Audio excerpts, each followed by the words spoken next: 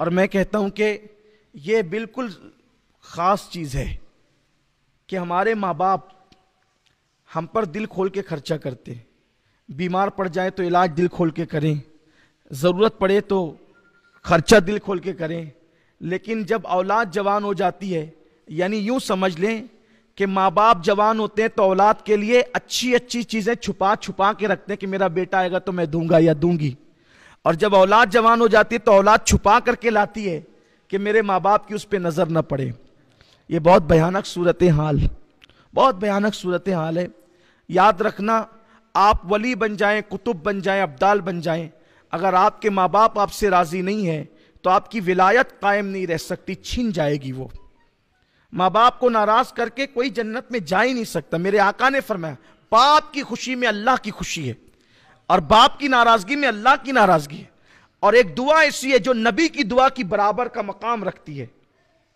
हुजूर अलैहिस्सलाम, और सिर्फ वो नबी सिर्फ नहीं, सैयदुल अंबिया की दुआ की तरह है। फरमाया, दुआ वालिदिही ले वालादिही का दुआई लकुम, कि तुम्हारे बाप की दुआ तुम्हारे हक में ऐसी है जैसे मुझ मोहम्मद की दुआ उम्मती के हक में।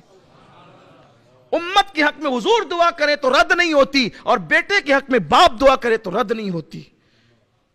आज हम पीरों से, फकीरों से, मज़ारों से सबसे दुआ लेने चले। मैं कहता हूं सबसे बड़ा पीर तो तेरे घर में बैठा हुआ है।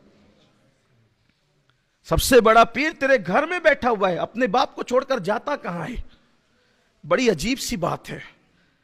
मैं कहता हूं कि जिसके लिए कुरान और अहदीस में सनदें मौजूद है कि जहां दुआ रद्द नहीं होती, हम जा रहे हैं, सैयद साहब आप दुआ कर दो, पीर साहब आप दुआ कर दो, मौलाना साहब आप दुआ कर दो, ये दुआ कर दो, वो दुआ कर दो। अरे खिदमत कर, बाप की दुआ ले, माँ की दुआ ले, वो दुआ की बरकत है, तकदीर बदलती।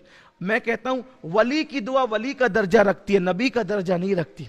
लेकिन बाप की दुआ तो सैयदुल अंबिया की दुआ का दर्जा। क्या फरमाया? ये नहीं कहा कि बाप की दुआ नबी की दुआ की, नहीं ये फरमाया, आका फरमाते दुआ वालिदिही ले वलदिही का दुआई लकुम, जैसे मेरी, हुजूर ने कहा जैसे मेरी दुआ तुम्हारे लिए, हुजूर ने कहा मेरी दुआ तुम्हारे लिए जो दर्जा रखती है, वही दुआ बाप की दुआ बेटे के हक में दर्जा रखती है। इस दुआ की अहमियत कौन जानता है? अर्श हिला देती है ये दुआ, तकदीरें बदल देती है ये दुआ। इस दुआ का मकाम क्या है लोगों को पता ही नहीं।